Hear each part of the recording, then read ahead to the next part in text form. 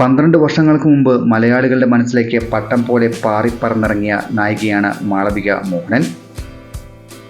ഏറെക്കാലത്തിന് ശേഷം സത്യനന്ദിക്കാട് മോഹൻലാൽ കൂട്ടുകെട്ടിലെത്തുന്ന ഹൃദയപൂർവ്വം എന്ന സിനിമയിൽ പ്രധാന വേഷത്തിൽ എത്തുകയാണ് മാളവിക വീണ്ടും. അച്ഛനും പ്രശസ്ത ഛായാഗ്രഹനുമായ KU മോഹനന്റെ ജോലികളുടെ ഭാഗമായി മുംബൈയിലാണ് വളർന്നതെങ്കിലും മലയാളത്തിൽ തന്നെയായിരുന്നു മാളവികയുടെ വേരുകളെല്ലാം. ശ്രീനിവാസിന്റെ തിരക്കഥയിൽ സത്യനന്ദിക്കാട് സംവിധാനം ചെയ്ത പട്ടണപ്രവേശനം എന്ന സിനിമ ഒത്തിരി ഇഷ്ടമായിരുന്നുവെന്ന് മാളവിക പറയുന്നു. സിനിമയുടെ കാസറ്റ് വീട്ടിലുണ്ടായിരുന്നതുകൊണ്ട് ഇടയ്ക്കൊക്കെ കാണും. മുംബൈയിൽ വളർന്ന കുട്ടിക്ക് ഈ സിനിമയോട് എന്തിന് ഇത്ര ആവേശമെന്ന് വീട്ടുകാർക്ക് പോലും തോന്നിയിട്ടുണ്ട്. പട്ടണപ്രവേശം കണ്ടുവളർന്ന തനിക്ക് അതേ സംവിധായകന്റെ സിനിമയിൽ ഒരു പ്രധാന വേഷം ലഭിക്കുക എന്നത് ഏറ്റവും വലിയ ഭാഗ്യമായിട്ടാണ് കാണുന്നതെന്ന് മാളവിക പറയുന്നു. അതേ നായകനോടൊപ്പം അഭിനയിക്കാനുള്ള അവസരവും ഹൃദയപൂർവ്വം എന്ന സിനിമ നൽകി.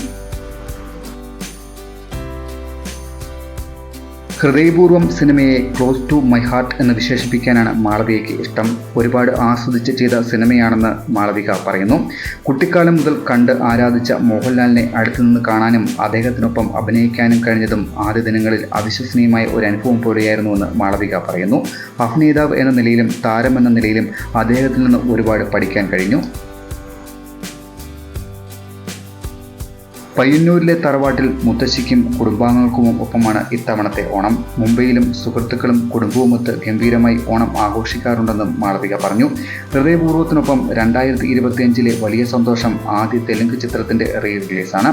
പ്രഭാസിനൊപ്പമുള്ള ബിഗ് ബജറ്റ് ചിത്രമായ രാജാ സാബ് ബിഗ് സ്കെയിൽ ചിത്രമായാണ് അണിയറയിൽ ഒരുങ്ങുന്നത്.